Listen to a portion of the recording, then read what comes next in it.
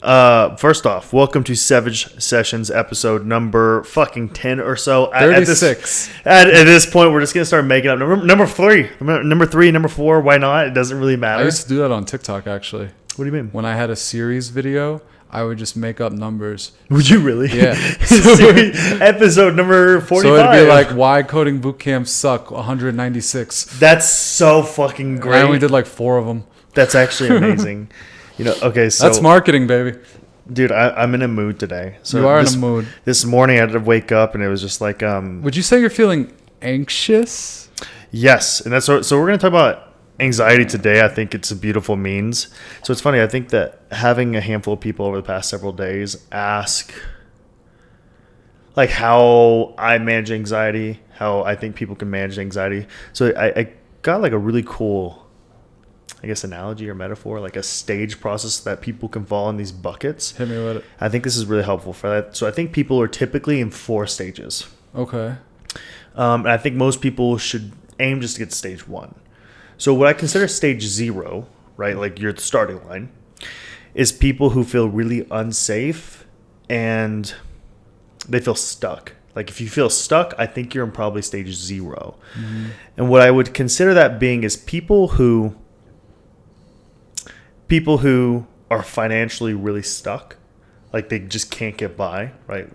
Bills can't get paid, all those things like that. Or maybe they just can't make any forward progress whatsoever. And then in addition, they actually feel stuck. Like, I just cannot get out of this place. Like, I don't see the light at the end of the tunnel, anything along those lines. Right. Stage 1 is those people who I think got their first job. Like, they've gotten the first big step, right? They got their first coding job. They got their first freelance project. But mostly first coding job.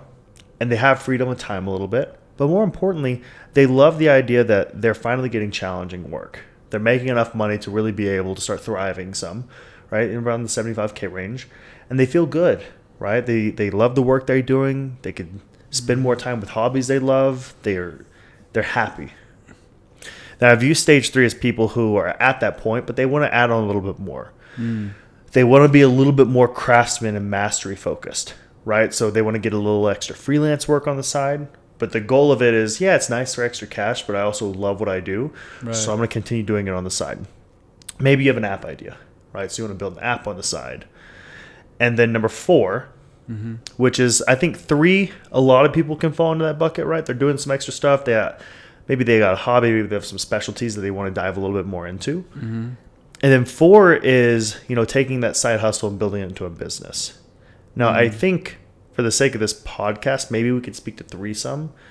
I think 4 is completely out of the realm for 99.9% of people. Like the vast majority of you, I'm really sorry to say this, you really shouldn't be focused about creating a business. It's not practical for you. It really doesn't make sense for the vast majority of people. So we're talking about just like trying to go out there and get that freelancing going. Let's just go out there. Let's enter stage 1, potentially 2 if we're interested, right? 3 is just unpractical. Like realistically, I lucked out with Devslopes. Like I'm completely aware of that. I think it would have something like this would have happened inevitably, but at the stage of my life, it was 100% luck out, right? So most people are going to be in their 40s before something really pops. There's a reason why there's a really cool stat actually on the amount of startups that had success. Those that were startups, the founder was like 40 to 50. I think they had like a 3 times higher likelihood of success than young individuals. Do you think that's just from like more life experience, more trial by fire, 100%. Having failed and restarted, things like that? It's funny. I don't have a lot of mentors that are like older. Quite frankly, I don't listen to a lot of people that are older. Well, I don't listen to most people that are younger either. In fact, you don't listen to most people. I don't listen to a lot of people actually, like ironically.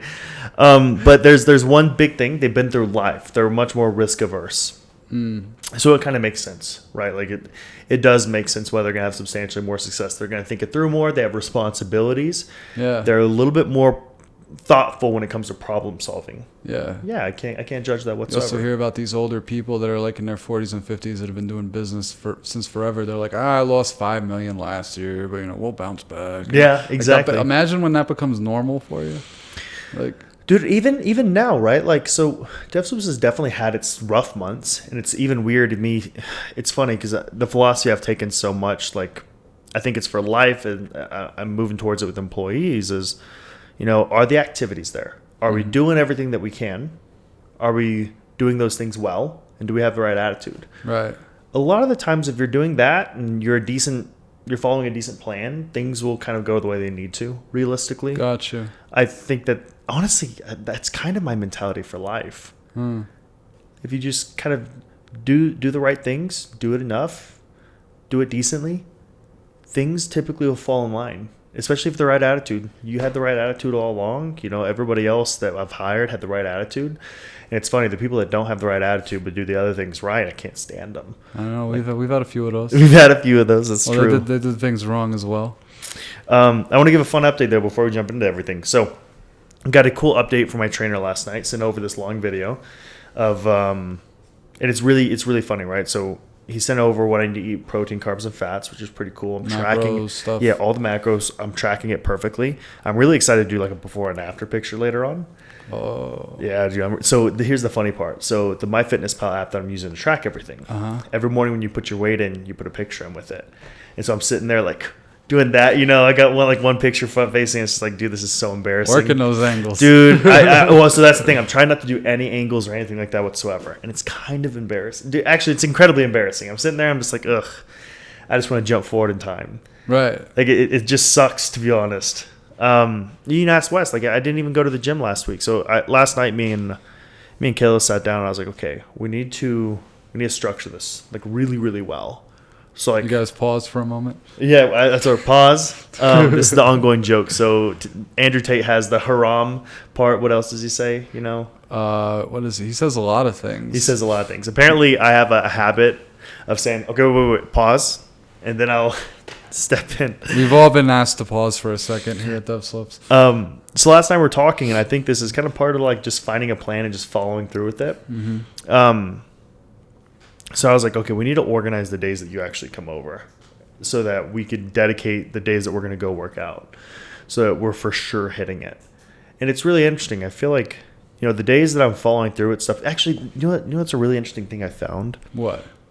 So I did this a long time ago. I don't do it anymore. And I heard this from her a lot, and I hear this from a lot of students and people who are like on the path to trying to figure out or make a change in their lives. It was really interesting. I find them typically saying things along these lines. Oh, I need to just get back into working out. I need to go to the gym. I just need to get back in it. So, I just need to get back into doing it. And I found something really interesting. And this is probably how I handle anxiety so well. When I fell short of going to the gym or even like diet, like yesterday, for Super Bowl day, we ate wings for lunch and then had some acai around like during the game, and I think I ate like something else for dinner. Less than ideal for a workout day, right? And it was really interesting. Whenever things like this happen, all I do is there's a weird shift when people are like, I need to go back to the gym.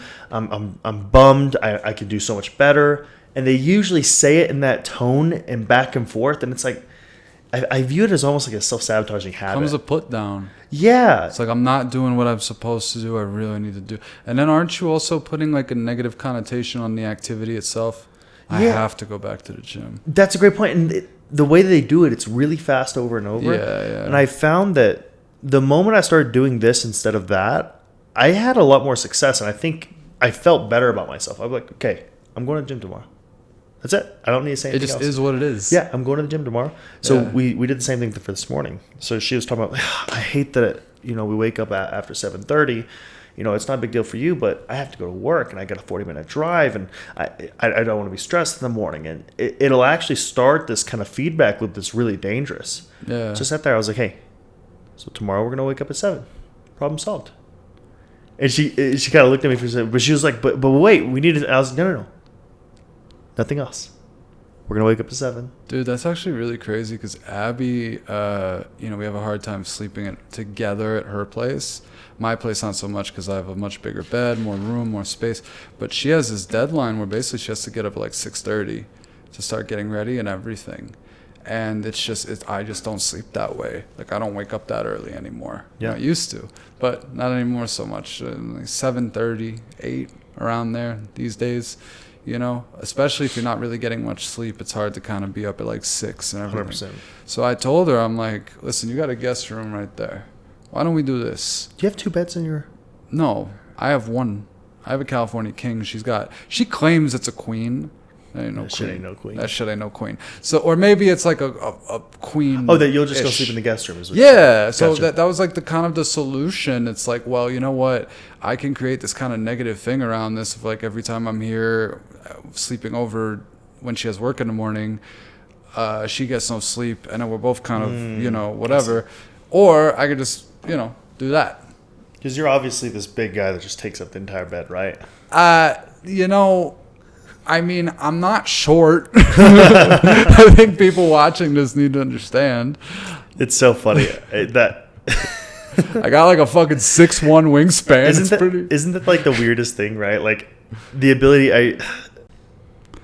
We're back back because someone fucked up our audio. So everybody can see. I always fuck around like that. So I'm gonna just have to stay cross-legged like this the entire time. Don't be so fidgety. I'm that's who I am. So that's it's anxiety. Straight up anxious energy. Like I'm usually like I'm just walking around. So it's funny. So when we have days like this, where I kind of get this anxious energy in a sense. I tell you what, man. I feel like the secret of everything. And Tyson said this the other day. His personality type is to just go solve puzzles, right? So what he'll find himself doing when he's in the program, when he gets anxious, he'll just go help other people. And although it's good because you're helping other people, at the same time you're still procrastinating. So the way that I typically handle it now is, and I got this from I think it was a book called Getting Things Done. So what he said, he was like, you create an inbox. So whenever you get anxious or stress, what you do is you go open up a journal or something, you just write down all the things you need to do. Or get sticky notes, just write it down, everything. All the things that are bothering you. And it's a great way to view this, because the way that you view it is essentially our brains, we are just wet supercomputers at the end of the day. And so if we have all of this information sitting up here, unprocessed, just sitting up there, circling around while you're trying to get one activity done and all kinds of things are focusing around it, we're not going to be able to process the one important thing and handle it. There's just too much going on. So what we're going to do instead is we're going to break out the journal. Anything that comes to mind, you're going to go until it's emptied. So ironically, what I'll do a lot of the times when I start journaling is I'll write first off, what do I feel and how do I feel? The other day, something was going on. I asked you, I was like, what do you feel? You're like, I don't really know. Where do you feel it? Is it in your head? Is it in your stomach? Is it in your heart? Yeah. So it's funny. My therapist taught me that. And he was like, hey, tell me where you feel it sometimes. And I know that there's a reason why, like if you feel it in your chest or your head or the front of your head or whatever, there's probably reasons for that, which I think is really cool. So he was like, first off, start off with what you feel, where you feel it, and then just write everything down. And it's really interesting. We'll start off probably getting more nervous as we're writing down. Because like, oh my God, dude, I have so much shit I have to fucking do. But by the time you finish all of it, what you start realizing is, okay, I can do all of this. Some of these things I can't handle. Okay. But I can knock a lot of these things out in like 5 minutes. And so then I start sorting it into like, what can I do? What can I not do? Things like that. And I have found that ability to process information and put it in order of things to complete has been so helpful. And Jeff Bezos had a really interesting quote on this the other day. He said, stress at the end of the day and anxiety at the end of the day is created by things that bother us that we do not take action on. So if you look at people that typically have really high levels of stress, typically they're people who worry about a lot of things that they kind of can control. They don't control them. So we have anxiety about the things that we need to do. Say doing laundry around the house. You have an unkept house. Your desk is absolutely a mess. Your truck is a mess. Kids' room is in trash. There's laundry sitting everywhere. All of these things, and then something happens to us that's out of our control. Then it's like, oh my God, everything is in chaos. And it's really interesting. Jordan Peterson, this is why he says, go clean your room. I am 50-50 with him sometimes, because I feel like he's gotten to that point in his career where he's just like doing a little provocation every now and then. Woke moralists, whatever he says. Funny. But I actually really love that point he made about cleaning the room, because it's just like journaling or anything else. You're kind of doing something in the outside world to symbolize your mind. And if your place is, I don't know, I mean, I started doing this anytime I leave the house for a prolonged period of time. I clean beforehand. Do you really? Yeah, like obsessively. So I come back to like this spotless kind of living situation, and it's like, it's almost like clearing the mess up here in a way too. I don't know how to describe that, but I get what you're saying. You know, it's just kind of like how with journaling, if you have like, you're anxious and you have like 50 different things you're anxious about and they're all floating around in there. When you start making a list, it's like, okay, now we're getting some order to this. We're getting some clarity on it. You know, so I have to say something on this topic real quickly. It's so embarrassing. Wes is going to crack up once I tell this. So I bought something yesterday. What'd you buy? I bought it on Friday, and it made me so happy. So something I love doing. I love sweeping for some reason. I think it's because the first job I ever had, I was called the, oh my God, one second. I worked in a mechanic shop. And dude, I was useless. I don't know how to change oil. I don't know how to do any of those things. Anybody that knows me personally knows that I'm the most unhandy man possible. And I think they called me just like the mop bitch. They're like, hey, listen, we need you to go mop or sweep this. Just go sweep it and just go sit in the corner and be an unexpected. So here's what they did to me too. I would go like sweep something. And they'd be like, hey, is there anything else I can do, guys? They'd be like, no. And so I would just sit down. They'd be like, why are you sitting? I was like, dude, are y'all deranged? Why are y'all doing this to me? I was like, if y'all just tell me to do something, I'm a task rabbit. Just tell me what to do and I'll do it. But I was like, every time I sit down, they immediately would just turn. And I was like, y'all are just trying to torture me. So I've always swept, though, for like, it's like calming for me. Dude, I went and bought this, it's like a Dyson vacuum cleaner. Well, I saw that thing downstairs. Oh my God, dude, it's so nice. And so like anytime I get nervous now, I just pop that baby out and I just go do stuff. I just start like vacuuming. But coming back to this, I think the reason why is we're getting something in order that we can control, and we get to immediately see it. There's something to be said about our ability when stressed to do something and see an immediate impact on it, to think, okay, I can control something. Life is not out of control. There are some things that you cannot take care of, right? Yeah. Like that's completely out of your hands. But there's something really powerful about the fact of, okay, what can I control? So for example, this morning, there's different divisions of the business where we have just absolute chaos taking place. I'm like, okay, how can I step in and help this out? Okay, well, first things first, I need to make sure I understand what's bothering me. So if we're bothered, but we're not aware of what's bothering us, that's where the real problem comes in. That's why we journal. So sat down, I journaled about it, wrote about 4 paragraphs. I said, okay, what can I do now? Okay, so I wrote about this, but did I go into enough depth about what I need to do? Okay, I didn't do that. Now I can start getting strategic. So now that I've got on paper the things that are bothering me, now I can start getting strategic and tactical. Marketing isn't where it needs to be, for example. Let's just use one. Okay, strategically, what is the goal here? I know that I need to be driving XYZ applications to be able to get XYZ results from sales. Okay, where's the difference? So strategically, we need this. We're falling short of that. Okay, now tactically, what can I do? Where can I do some call to actions? Where can I go drive improvements, right? I can get really strategic and tactical, which can now lead to actions. And you start feeling this stress fall off you, and it's really interesting because anxiety and excitement, it's really interesting. They're on the verge of being the exact same. Yeah, mania and hysteria. Yeah, how cool is that, right? So I think it was Sam Harris had a really cool quote about this, and he said, the difference between anxiety and excitement is no difference than the very top of a roller coaster and going down. They're that close to each other. You just have to move it the other direction. The only problem with it is you don't want to move to excitement. I think that the goal is to where instead of having these massive ups and downs, like when you feel anxiety, there's a low. Instead of going really high, hey, let's just we'll hit the middle and we'll try to minimize these from there. And the more that you do that, you also put yourself in a position to where you can learn a lot better now. Right. Like it kind of goes back to that philosophy I talked about trying to develop. Hey, are the activities there? The qualities of the activities? And is my attitude? If those things are there, I can't necessarily control the outcome, but what I can control is the likelihood of getting that outcome.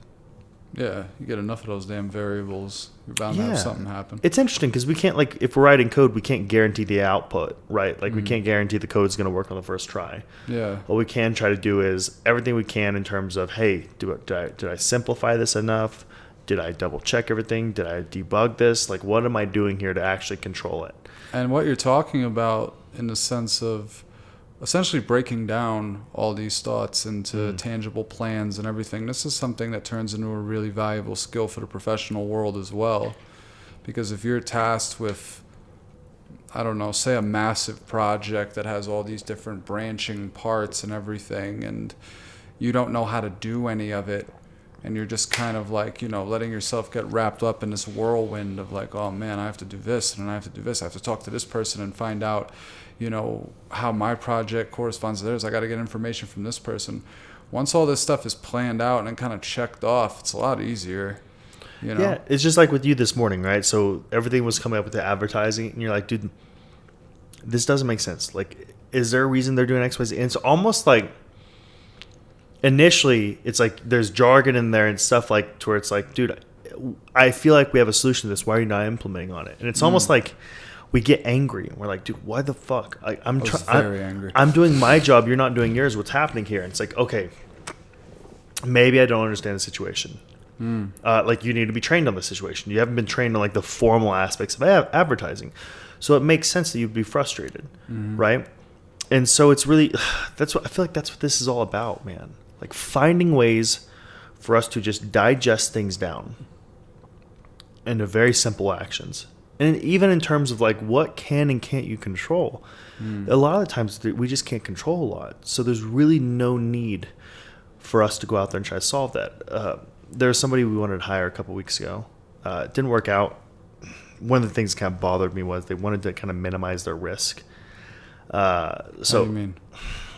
So somebody I wanted to hire, I think they would have been great for the position I was doing it for. And they're like, hey, you know, I'm just not really sold on the culture. They said I liked Ethan. The person said, they're like, yeah, you know,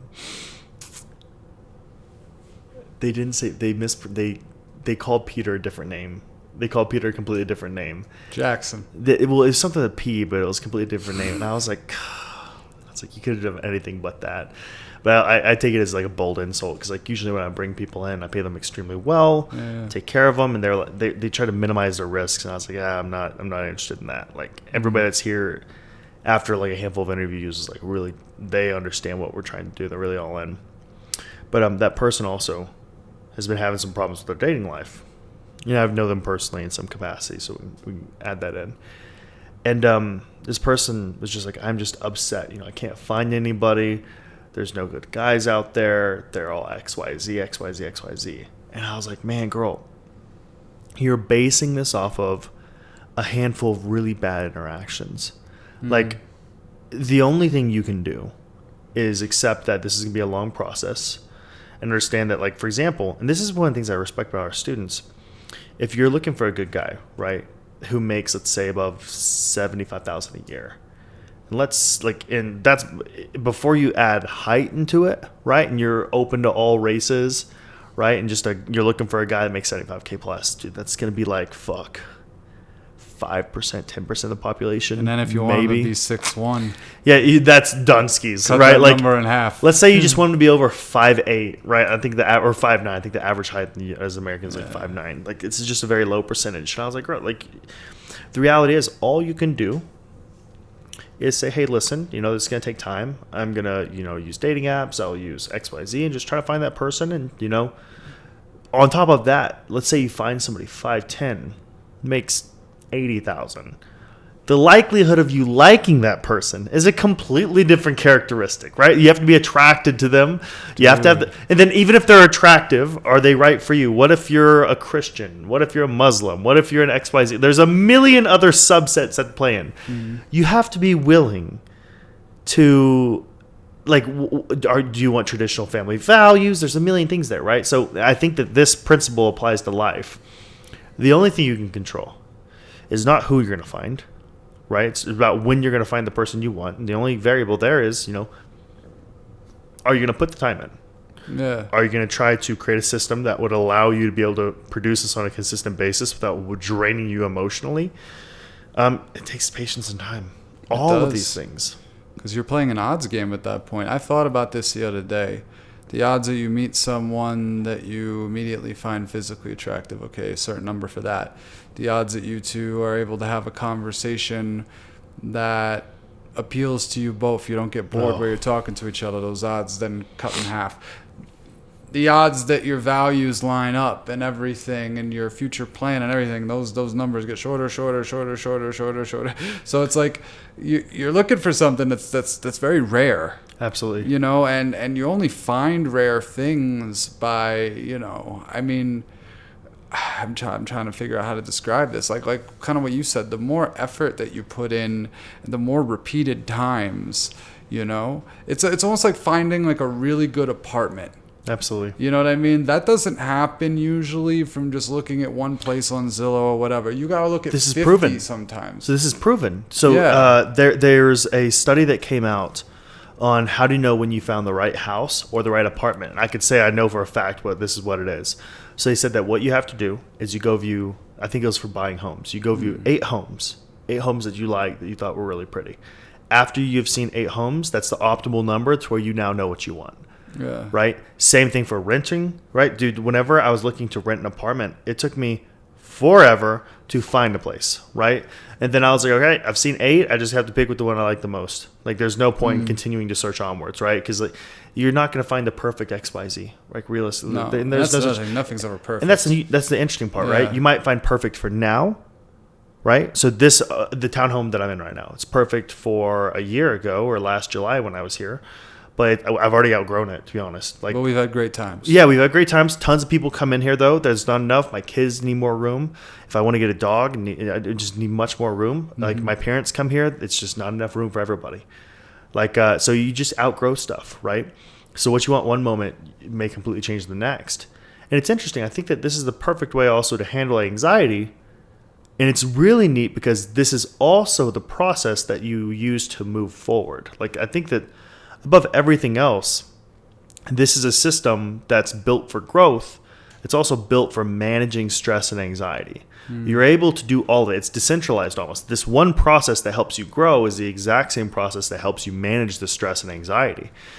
And it's no different for when we go out and we apply for jobs, right? That's a really good point. Talk about the anxiety of kind of going through that process. That's fucking difficult for a lot of our students. Mark gave me great advice a long time ago that he gave to students. He said, man, when the students go to apply jobs, I tell them, dude, who cares? He's like, you're probably not getting this job. He's like, I walked into every job thinking I'm not getting this job. And that then allowed me to, be able to have success in the interview and be me. He's like, you walk in there expecting it not to work, which allowed me to remove the risks. And this is a therapy concept also, the idea that if you suffer from things like, I'm not going to say OCD because that's a little more complicated, but OCD, anxiety in particular, they call it exposure therapy. The idea that you need to be slowly exposed more and more frequently to the things that make you anxious, and that can be addressing them in conversation, writing them down as you say. That's why therapists a lot of times explore. They almost want you to talk about something that makes you uncomfortable, because a lot of times, especially guys, we don't really talk about the shit that's like bothering us at that level.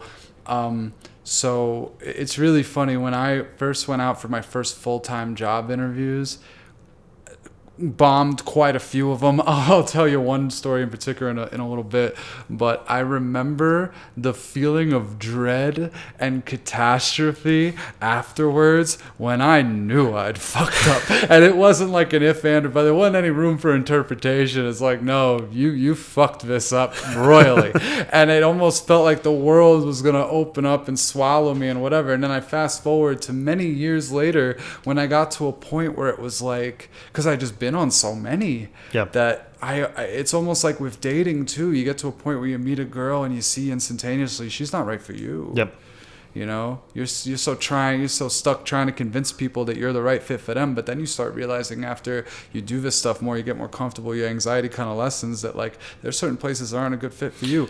Maybe you don't want to code for some weird kink porn thing that needs to build websites. I don't know, whatever the hell Tyson was talking about. I told Kayla this yesterday. I went on a date with a handful of girls that were literal socialists. I think everybody told that. I was like, we know how much you love that. I was like, girl, this is not it, unfortunately. Best of luck to you in your commune. You guys enjoy life. Goodbye, comrade. Yeah, goodbye, nice comrade. It was so interesting. But man, it's funny because I think exposure therapy is so important. Mm-hmm. So I've been having to do it with my left hand, right? Like, is it that feeling like if you lift or do anything like exhausting with that left hand, that like lightness feeling, I get it so much. You get a lot of sleep. So I've been having to get better and better at dealing with that. And then honestly, so what's really neat is in the gym, even when training in jiu-jitsu, I've noticed that, especially on those Sunday randoris, things have gotten so much better. Like yesterday, I sat down twice. And I was like, I'm going to take a break. Then I sat there. I was like, no, fuck that. So I stood back up and I went and I literally, that is so uncommon for me. And it's like slowly getting used to actually training when I was really tired. And on some of those rolls, it was not fun. But it's, I've noticed one thing that's really interesting. Like when you force yourself to do something when you're exhausted, it's so interesting the outcomes of it. Like even the rolls when I had when I was exhausted, I still ended up like winning them. And I was really tired. And I was picking roles of guys that usually would exhaust me. Like there's one guy in particular that trains at Easton. And the dude, I think he's like a white belt. I don't even think he's a blue belt yet. But he is such a fucking monster. I think he's a striking coach as well. Josh. It might be Josh. He has like a porn stash. Yeah. Bro, so he's okay. We've gotten a lot better. We've all been acquainted with Josh. Trust me. So here's what's really interesting about it, right? So I couldn't stand him a long time ago. I couldn't stand him whatsoever. He's gotten substantially better recently. But you know what? The coolest part is he's one of my best training partners. And the reason why, the way he trains is so fucking wild. Like, he's so insane. Like, we'll try to, like, jump over you and do an arm bar. I'm like, bro, you weigh, like, 190. Relax. Yeah. Like, you were too big to be moving like this. Mm-hmm. But, ironically, like, once I train with him, I'm almost training with him after I'm sweaty already. And so, like, when I go to train with him, like, I can't, like, it's so slippery. I can't get a hold of him. So it's impossible. Like, it's so fucking hard to pass. This is no-gi, right? Yeah, and it's like, I'm sitting here, right? Like, I just submitted a blue or a black belt like 3 times, like 2 rounds before this. I'm going with you, who I should be devouring. I should be eating you alive, and I'm having these issues. Why? Like, what about you makes you more of a problem than a fucking black belt? None of this makes sense whatsoever. It's like there's a glitch in the matrix. What is happening? It's like, okay, there's something happening here, right? And the funny part is, at any given time, I could just grab a leg and fall back on it and win immediately. That's the funny part about the entire thing.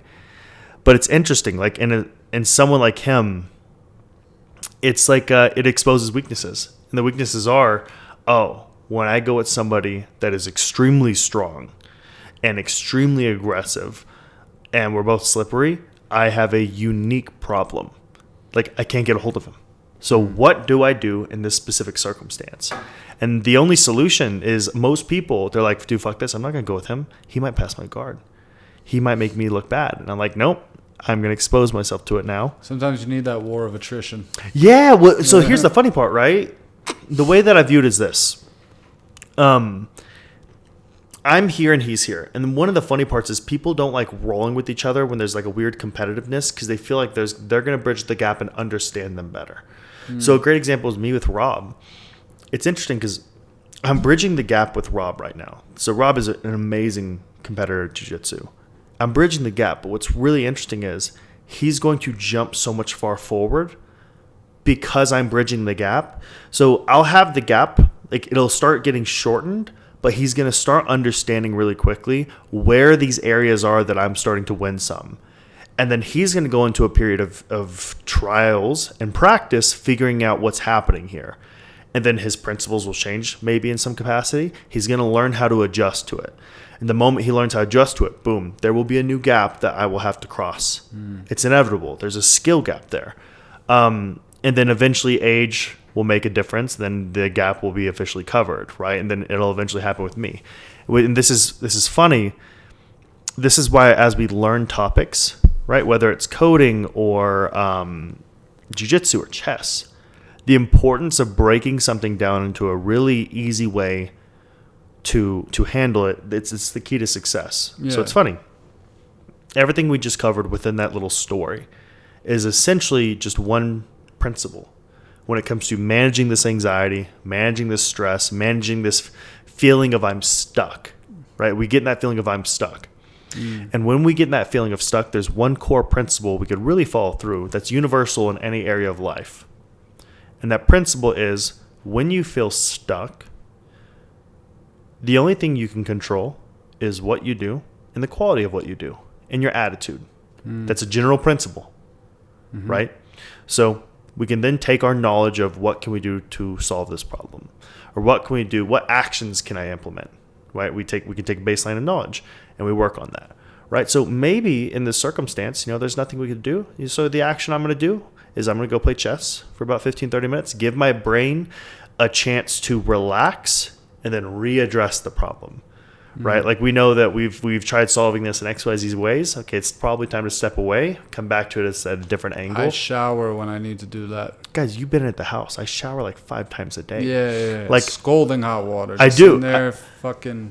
I play an audiobook when I shower. Like that's, and it's funny. Somebody said this the other day. They're like, man, I have issues listening to books, audiobooks, people. In fact, I'll take y'all through what I'm reading right now. Really interesting book. It's called The Road Less Stupid. That's really fun. I prefer that to The Road Less Traveled. The Road Less. Did you know that is one of the most misinterpreted poems in American literature? Wait, The Road Less Traveled? Yeah. That's a poem? Robert Frost. It comes from his poem where he says, I took the road less traveled. But the thing is, if people actually read that poem, both roads are the same. Tell me about it then. They're exactly the same. Like in the poem, it says they are both the same roads. It's not that like, oh, this one goes somewhere. It's just a complete misinterpretation of that poem. So it's like just both roads go, they're the exact same. You just took the one less traveled. But it's kind of like when people have that Einstein quote of like the definition of insanity is doing the same thing and expecting different. Einstein never fucking said that. Did he not? No, whatsoever. It's just one of these colloquialisms that, let me just, I just want to Google this real quick, just so I'm not, because this is one of the things that I learned. What does colloquialism mean? It kind of means like something that becomes like a turn of phrase in society, but it's not really correct. It's kind of like washed away from the original source. Yeah. So The Road Not Taken, Robert Frost. Yeah, I was right. So that poem, everyone gets that whole thing of like the road less traveled and the road less traveled. And it's supposed to be this whole thing of like you want to deviate from the norm and everything. But if you read the fucking poem, both roads are the same. It's funny though. Yeah. I think there's something to be said there, right? Because it's you. It's not the path. Man? So it's funny when to get to the end goal. If we sit here and we just suffer and we don't think about like, it's really hard. Like, so whenever we're starting this process and we're trying to go to where we want to, right? It's so hard to make those habit changes. Like, dude, I'm not going to enjoy eating chicken. Like, what is your thing with chicken? So it's a little bit easier, right? So like eating chicken. Listen, the alternative option is fucking turkey patties. That shit ain't happening. I'm too American to eat turkey patties. Turkey's not the best. Turkey's dog shit. What are you talking about? It's fucking terrible. And so the problem is if I eat like one burger patty, then my fat for the day is gone. I can't have any more fucking fat for the day. So like I have to be mindful. So it's interesting because So I ran into kind of like this unique problem. This is where my mind is taken just from that story. Schooling and education has like a unique problem, right? So university or high school works relatively well. There's a pretty high graduation rate for high school because it's fucking forced, right?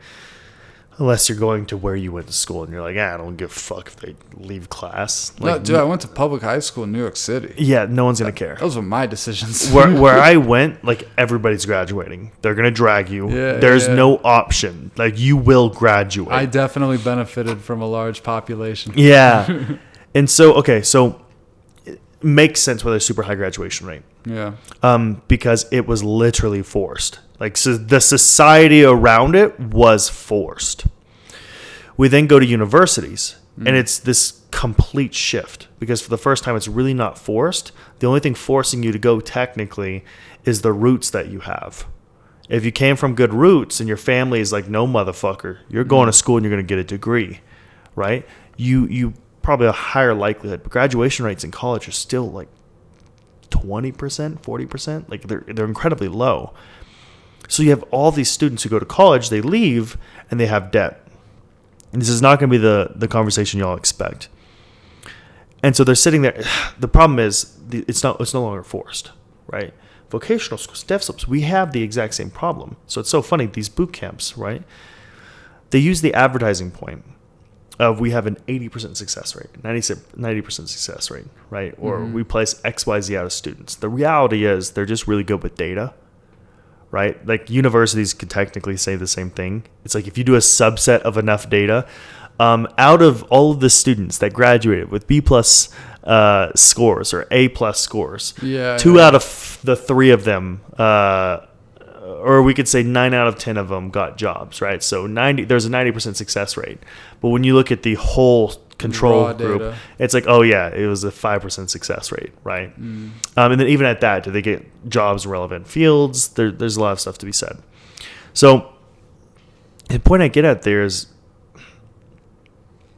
when people are starting this process, it's so easy to think like another time.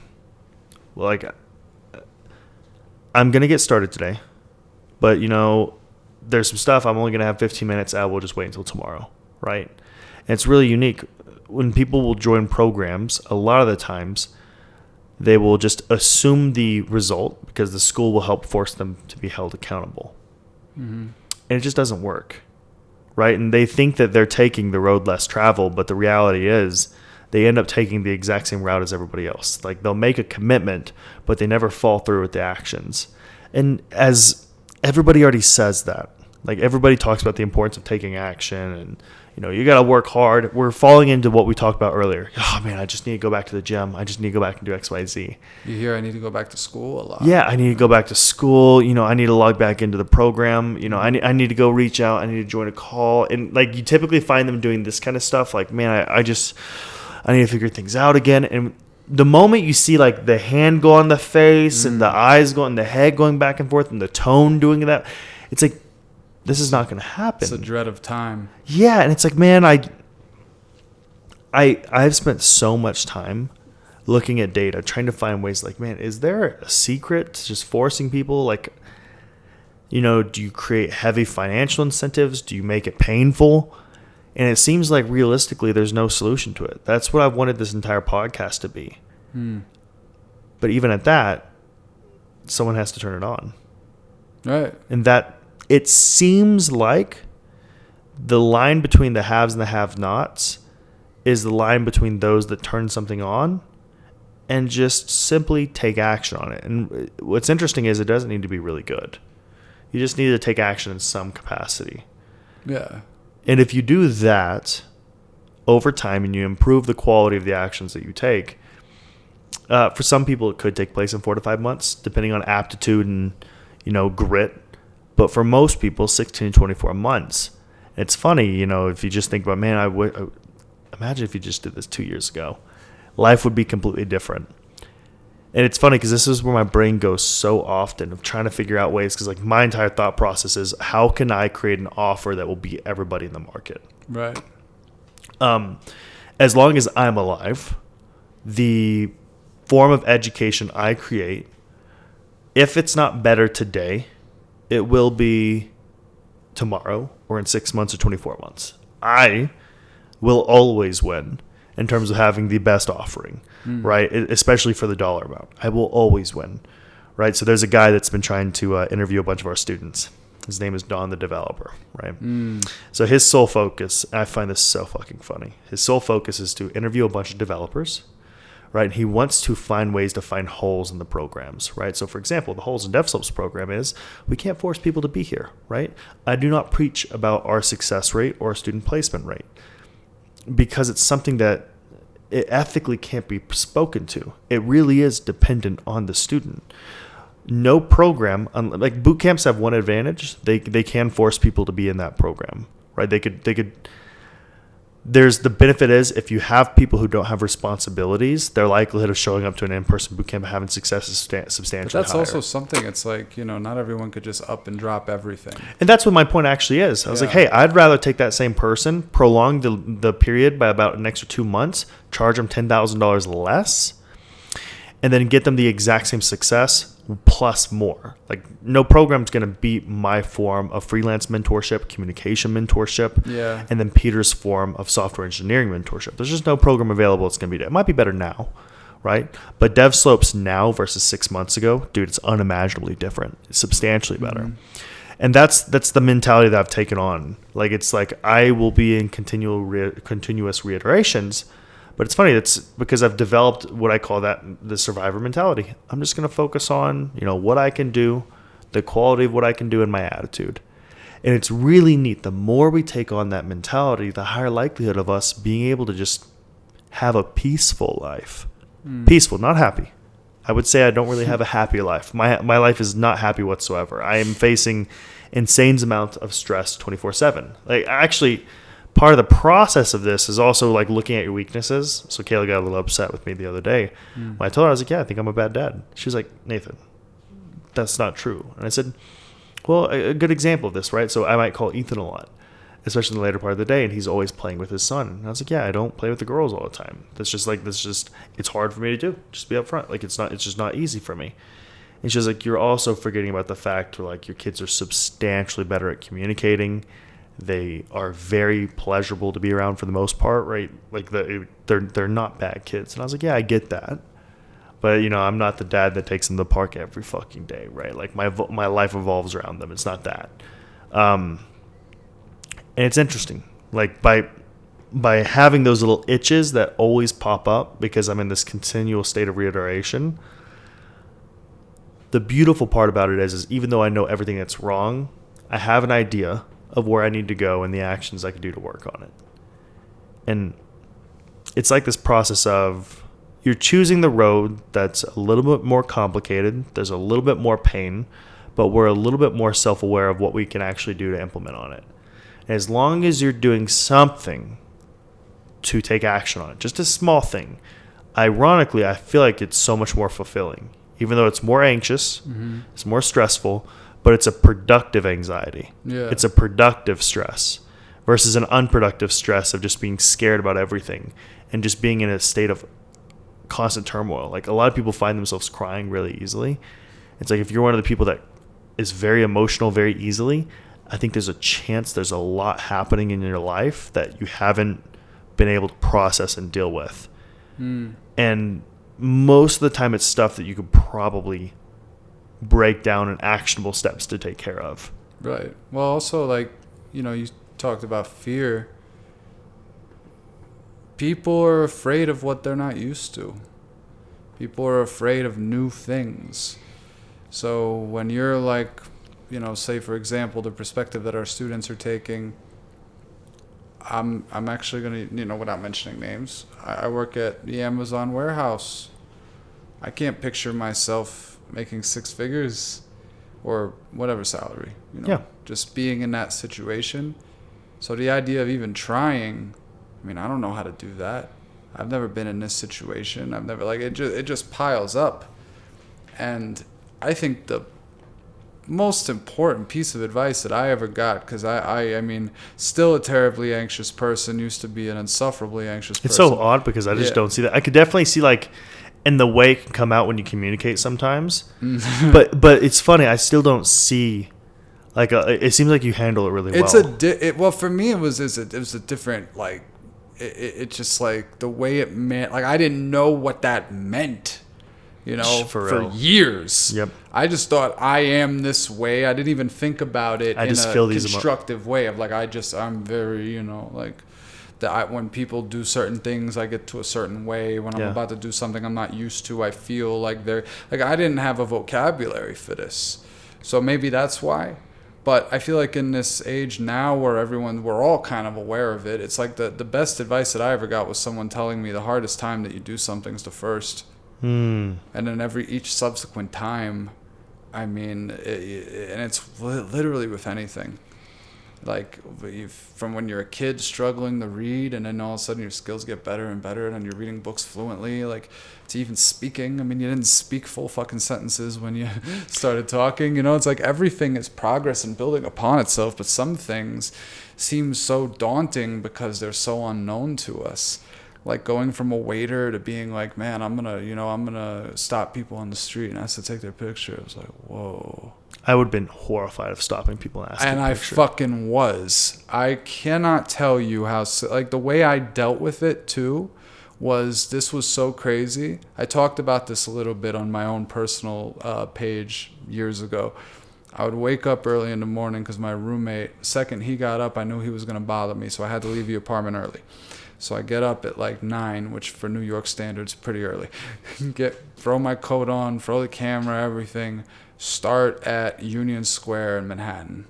Make my way all the way up to 81st Street. So we're talking like 70 blocks here. 70? Yeah. Oh my God. And walk the entire thing. And my goal was just talk to 5 people. You don't even have to actually do it. Just talk to 5 people.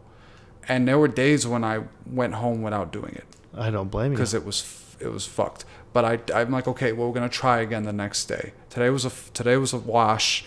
We're going to try again the next day, talk to 5 people. I remember the first time I nailed it, but I was like, okay, now we have to up the goal a little bit. Now I'm okay at the talking thing. I can stop people. I can kind of give them a spiel, tell them what I'm doing. Now I need to actually photograph 5 people. And then that turned into 10, 15, 20. You just keep upping it until it turned into a situation where if I saw someone face full of tattoos, mohawk up to here, crazy boots, the whole 9 yards, it's like second this light changes, I'm running up to this fucker. I don't care what they got going on. And like and that's the thing, and that's the thing about exposure. That's what and therapy is so important. And that's why I think we talked about last time. Really taking a little bit of money if you have it. And even if you don't, there are ways, $30 a session, some of these online places of like getting that help so you can explore these things and also create more exposure to the things that make you uncomfortable. Yeah. It's really interesting. Like, it's so interesting because I see a lot of the comments that are made about like 6-figure quotes when it comes to coding. Mm-hmm. I've been so fascinated by I fall in the category of, so I never had issues with the idea of making 6 figures because the way that I viewed it was, okay, after I got my first couple freelance clients, I was like, this is a done ski. This is going to be almost immediate. Because I was like, it just makes sense. I have a job that pays $69,000. All I need to do is make an extra $4,000 a month and I'm good. Like, that's realistically it. This is pretty simple. I think it was technically $2,400 or something like that I needed to make to fully hit the money. And so what I did is I immediately went to Upwork, did everything I can to get those clients, and then I was good, right? It was pretty simple, and I had to get a new client every 3 months because it was miserable trying to get people on the freelance side. And so it's funny when I see the people who are the warehouse workers, the Uber drivers, they're so used to a way of life. Yeah. That the shift of getting them into coding is not about technical skills, ironically. This has been one of the biggest breakthroughs, and it's the reason why this podcast was created, and the new forms of creating the dedicated core training content. That's what we talked about today on the call after you left. Being able to slowly help somebody make a mind shift, and I think that's the real 0 to 1. 0 to 1 is no longer just technical skills. It's technical skills plus the mental shift, the self-mastery shift. And that's why I think that my entire brand is going to be moved to this concept of skill acquisition, rapid skill acquisition, and self-mastery. And if we can make those two things align, something special happens. We start getting compound interest, right? Like compound growth. And it's funny, like you see, nothing, boom. Mm-hmm. That's like what I think the entire hope of this podcast is to help people reach that tipping point. Mm-hmm. If we could just make it tip, finally, special things are going to come. And I think that the goal, if I can get anything out of this, is for more people to understand that. And so to give context to this, what we're going to be doing moving forward is the Sevedge Sessions podcast is going to be on my personal podcast, or my personal YouTube page is Nathan Sevedge. It'll still continue to be on like all the Apple Music or Apple Podcasts, Spotify, things along those lines. And then next, we're going to be creating core trainings. So we're going to actually scratch the daily vlog idea. So this is going to be interesting. We'll technically scratch it to an extent.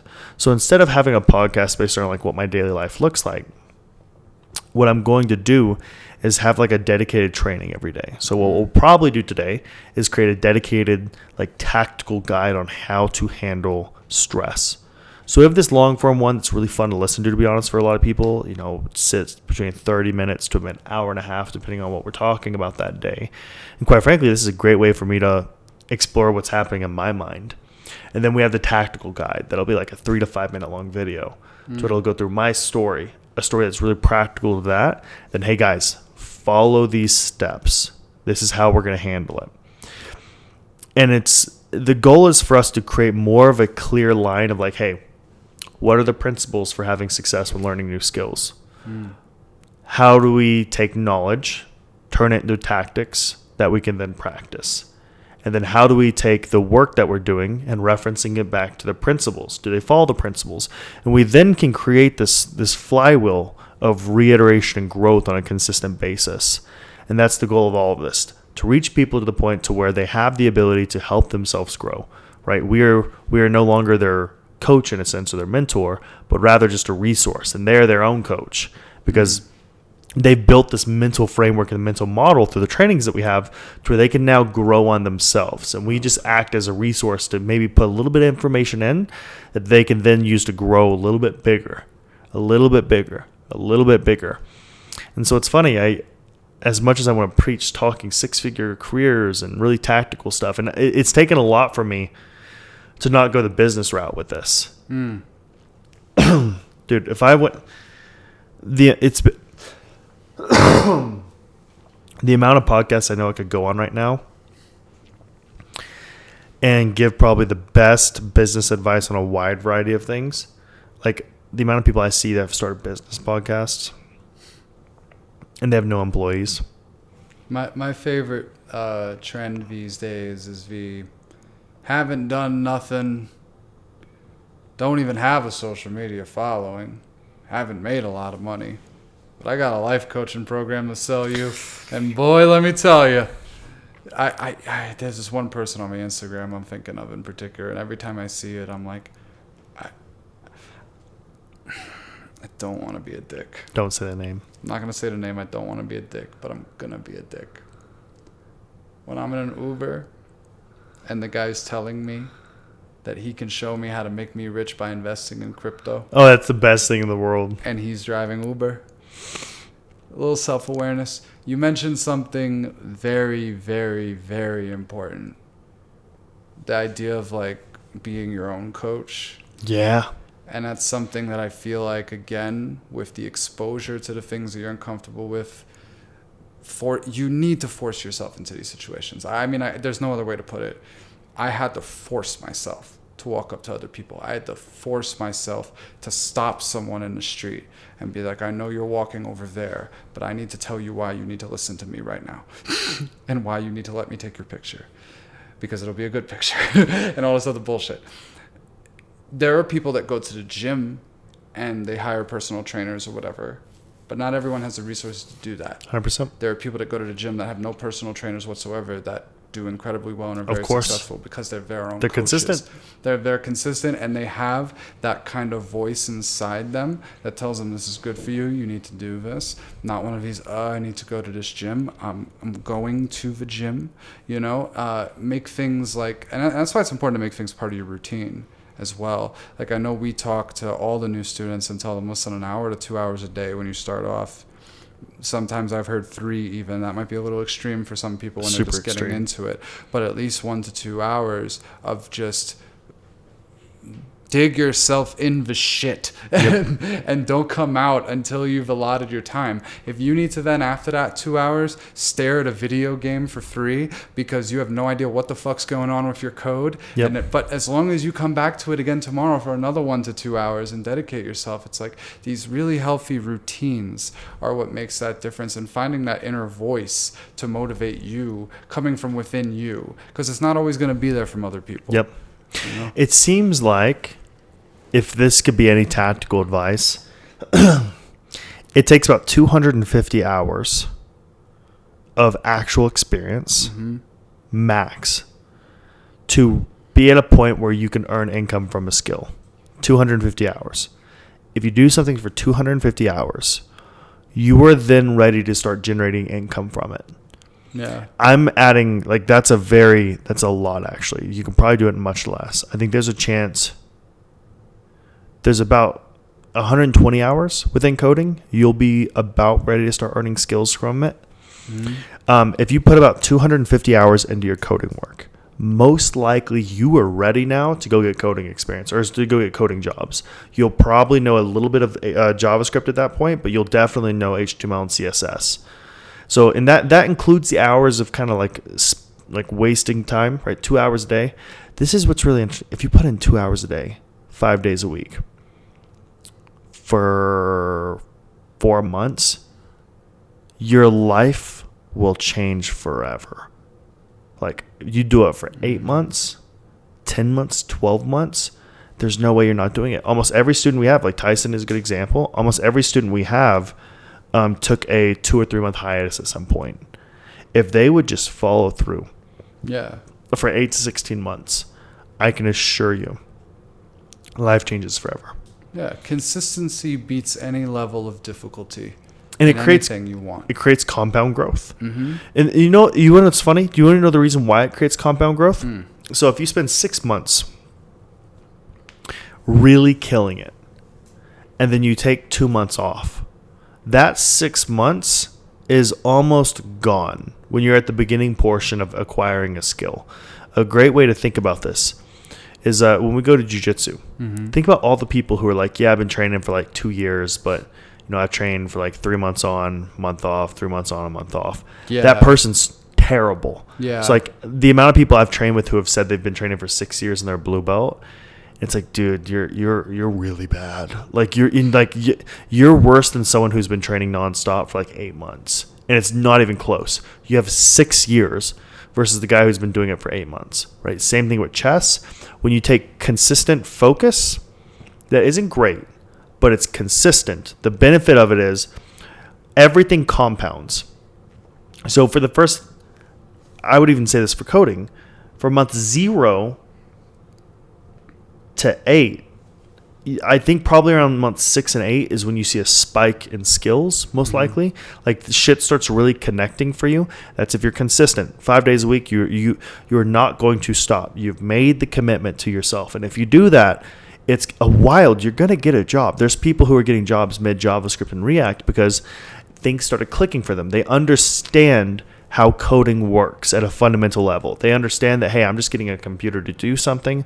I understand that how these functions work with JavaScript. I understand the concept of React. I understand the concept of full stack. I now understand the importance of backend servers versus server side versus user side. They understand the game as a whole. So even though they don't have the full breadth of knowledge, their ability to implement on what they do know is amazing.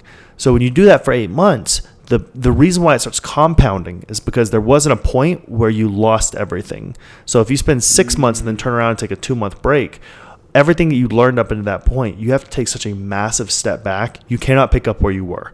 Yeah. because you will have lost all of the information up until that point. Now, if I, at this point in jiu-jitsu, took a 6-month break and came back, I'd be a little rusty, but I would still kill the vast majority of people. Yeah. I'd be extremely rusty. If I take a week off, I feel really goofy. It's a weird sport in that way. But I still feel substantially better, right? So there's a level of, once you hit level 1 in life, from 0 to 1, the moment you hit 1, you're so much better off. Like you've officially opened the door, life changes. And that's what this is about. You getting to level 1, because the moment you hit level 1, life opens up for you. You could take a break and your door is still going to be open, right? All of those loser developers who've been working like 2 hours a day, they only worked for like 2 hours a day, and they turned around and they got fired from their jobs for whatever reason. It's still going to be a lot easier for them to get jobs because they had jobs beforehand, even though their attitude and aptitude was dog shit. They at least got their foot in the door. They can say, I was a developer, Right. and someone paid me to do it. And so that's what all of this is about. That consistency. And I think that's the stopping point for today on this. Do you have any thoughts before we hop off here? I figure, and you tell me whether or not you agree with this, we could break it down to, in a sense, these are the steps as I see it. Number 1 is making your thoughts tangible, journaling, putting them on paper, etc., in a way to kind of tame that chaos. Number 2, finding that voice that motivates you, that pushes you, that fire, because you know what I'm saying? Like, if you have the money to afford personal trainers and all those fucking resources, you're probably not listening to this. So finding that voice to motivate you, then exposure, Absolutely. Purposefully putting yourself in situations that make you uncomfortable, that are pertaining to what you want to do, whether it be socially, speaking in front of people. Fuck it, go on a bunch of job interviews. You're not gonna get the fucking job just to see what it's like. Yep. And then last but not least, consistency. Those 4 things I feel like are really good pillars of building like a fucking bomb house when it comes to this stuff. Dude, I think I'm gonna journal about this a lot. You said tame the beast. I love the idea of saying the ice-block concept of the processing process, right? Yeah. So when you process all the things going on in your head, that anxiety, that survivor mentality you go into, the idea of saying, okay, I'm going to spend the next 10 minutes exhausting that monster. I'm going to write everything down. I'm going to do everything to where now he's tired. Just like if you're, like the easiest way, so there's a fun fact. So this is going to show I'm a redneck. So when people hunt boars in Texas, what they do is they get a bunch of dogs, and actually they do this for bears too, but they get a bunch of dogs to hunt down the boars, the big pigs, and they have the dogs surround it, exhaust it, then you come in with a knife and you stab it. That's how you kill it, right? Same thing with bears. So whenever they hunt bears, what they'll do a lot of the times, they'll corner them. These are the monsters that hunt bears with knives and spears. They're insane. But what they'll do is they'll get work dogs that will hunt that bear down for forever. Like they will exhaust that bear. So you take it to the point where it's purely exhausted, then you come in and kill it. So they don't take a fresh bear. Like, I'm not going to kill a fresh bear. That fresh bear is going to hunt me down 24/7. But if I can drag that baby out into the deep water, okay, then I can conquer it. So whenever we have the ability to drag that stress out to where we have exhausted it, we know everything about it, we can then slowly drown it, okay? We have to find a way to do that. So I love that concept. I'm going to journal about that quite a bit. I'm willing to bet this is going to become a nonstop phrase I'm going to be using on a consistent basis. Drown the fucking, drown it, and then let that good fire, start coming back up. Positive fire, there's a difference, come back up. Man, that's perfect, guys. That's it for today. I got a call out to hop on in about 4 minutes. Thank you all so much for listening. Don't forget to check out. We're going to be moving the core training videos over to the Devslopes channel. And Nathan Sevedge on YouTube will be where we put all the actual Sevedge Session episodes. Chat with you later. See you tomorrow.